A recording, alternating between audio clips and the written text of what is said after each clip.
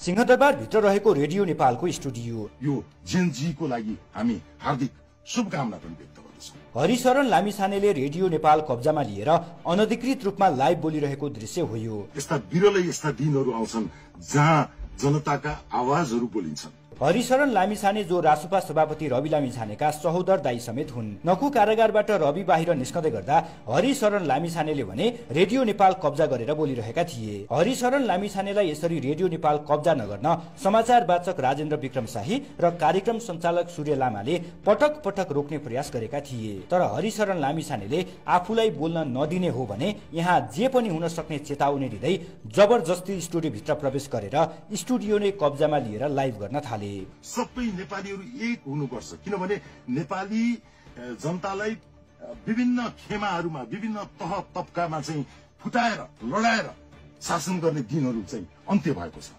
Harisharan लामिछानेले 20 मिनेटसम्म radio Nepal कब्जा गरेका थिए। बाहिर सिंहदरबार जलेर खरानी भइरहँदा सिंहदरबार भित्र रहेको रेडियो नेपालको स्टुडियो नै कब्जामा लिएर हरिशरण लामिछानेले भने आन्दोलनकारीलाई थप उत्तेजित बनाउने काम गरिरहेका थिए। उनले आन्दोलनकारीलाई नै बल पुग्ने गरी सफ्ट उत्तेजना फैलाइरहेका थिए।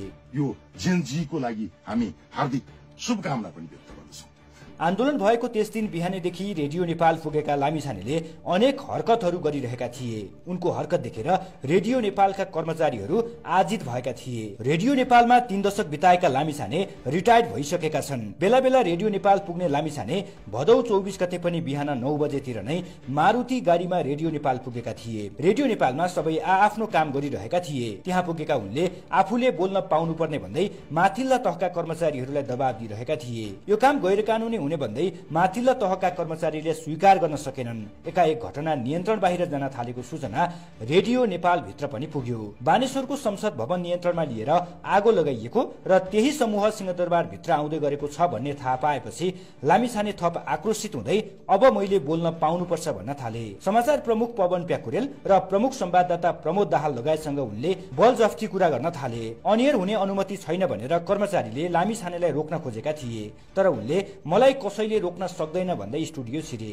त्यति बेला कार्यक्रम सञ्चालक सूर्य लामा र समाचार वाचक राजेन्द्र विक्रम शाहीले समेत उनलाई रोक्न खोजेका थिए, तर उनीहरूले सकेनन्। नेपाल र नेपाली जनताको लागि जब परिवर्तन र संकट आउँछ त्यतिखेर रेडियो नेपाल एउटा पब्लिक सर्भिस ब्रोडकास्टर जुन बेला लामिछानेले रेडियो कब्जामा लिइरहेका थिए त्यति बेला सिंहदरबारमा आगो लगाउन सुरु भइसकेको थियो। थप आक्रोशित हुँदै लामिछानेले सबैका अगाडि भनेका थिए, बाहिर मेरा भान्जाहरू छन्, मलाई बोल्न नदिए तिनीहरू यहाँ आगो लगाउन आउँछन्। यसरी त्यो दिन आन्दोलनकारीको नाममा लामिछानेले बोलेका कुरालाई राष्ट्रिय प्रसारण कानूनले अक्षम्य मान्छ। गैर कानूनी कदम भएको र यसलाई मानेर जान नसकिने निचोडमा सार्वजनिक सेवा प्रसारण नेपाल पुगेको छ। लामिछानेको कदम कुनै पनि हिसाबले वैधानिक होइन। उनले गरेको यो कार्य जबरजस्ती र गलत भएकोले नियम अनुसार कारबाहीको तयारी भइरहेको छ। स्वयं हरिशरण लामिछानेले समेत आफूले रेडियो नेपाल कब्जामा लिएको स्वीकार गरेका छन्। उनले एक फेसबुक स्ट्याटस पोस्ट गर्दै आफूले रेडियो नेपालका साथीहरूलाई निरीह नबन्न आग्रह गर्दा समेत कोही अघि नसरेपछि